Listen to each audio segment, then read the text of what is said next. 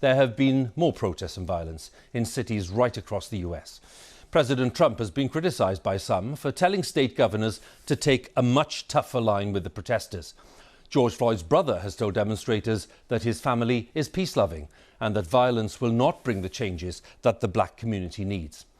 George Floyd died last Monday after being pinned to the ground by a white police officer. That officer has been sacked and is facing a charge of murder. By Friday, protests against police brutality had swept the US in cities including Oakland and Denver, New York and Los Angeles.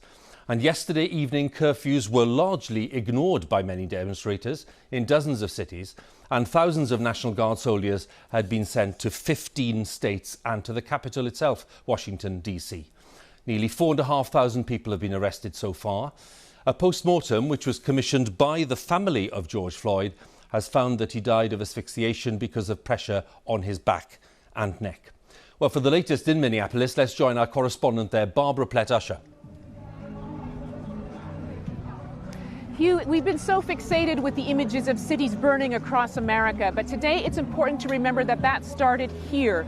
George Floyd was killed here, and people here are remembering that today.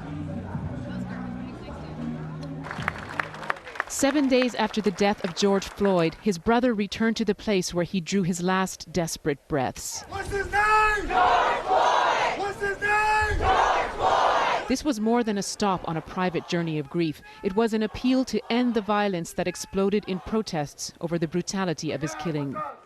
Let's stop thinking that our voice don't matter. That's right. And vote.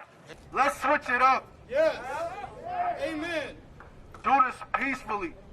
Please. No justice! No peace! Protests the day before were largely peaceful, but as night fell, demonstrators defied orders to go home and promised to keep coming back. Even if it ends out today, there's tomorrow. Understand that. You can't kill all 400,000 of us or 1 million of us. You can't do it in one whop. Do you think these protests are different than others that have happened? Yeah, because we tired. We tired. The curfew has just ended and police are dispersing the protesters. They seem to have gained the upper hand now and they want to consolidate that control. It's been a week since George Floyd died, but it's going to take more than curfews and physical force to deal with the damage that was done. Security forces have come down like a hammer here to restore order. But the case of George Floyd has refocused attention on the long-standing problem of police violence. Because of this graphic video, which showed Mr. Floyd expire in real time as he begged to be able to breathe. The officer pinned him to the ground with a knee to his neck for nearly 9 minutes. Derek Chauvin was charged with murder and manslaughter, but he already had a bad record, at least 17 misconduct complaints. An official autopsy said this wasn't the direct cause of Mr. Floyd's death, although Mr. Chauvin was charged with third-degree murder. An independent autopsy released today says otherwise. The evidence is consistent with mechanical asphyxia as the cause of death and homicide as the manner of death. The public fury has been punctuated by a rare show of solidarity from individual members of the security forces. Shaking a hand. Thank you. Here, the National Guard, but police officers across the country have made similar gestures. No sign of reconciliation from the president, though. Have to dominate. If you don't dominate, you're wasting your time. They're going to run over you. You're going to look like a punching jerk. The president spoke after a weekend of chaos across the country. He's literally under siege, with protesters chanting at the doorstep of the White House and setting fires in the Capitol. In San Diego, more than 100 were arrested as police moved in with tear gas. And in New York, a curfew has been imposed tonight after police fought running battles with protesters. Today was a moment of reflection in Minneapolis, where it all started. People feel like they've been here many times before, outrage over a brutal death that didn't lead to change. But they're wondering whether, just maybe, this time it might. They do think it's different this time, Hugh, because of the way it's gone national. But I don't think anybody expects change to come without more violence because of the protester, but also because of the hard line coming out of the White House. Barbara, many thanks again. Barbara Plett, Usher, at the scene there in Minneapolis for us. And we'll stay with the story because there's broad agreement, of course, that America has not witnessed racial unrest on this scale since the late 1960s, following the assassination then of Martin Luther King. The circumstances in which George Floyd died and the highly charged response have illustrated once again the deep mistrust and the hostility felt by millions of African Americans towards the police.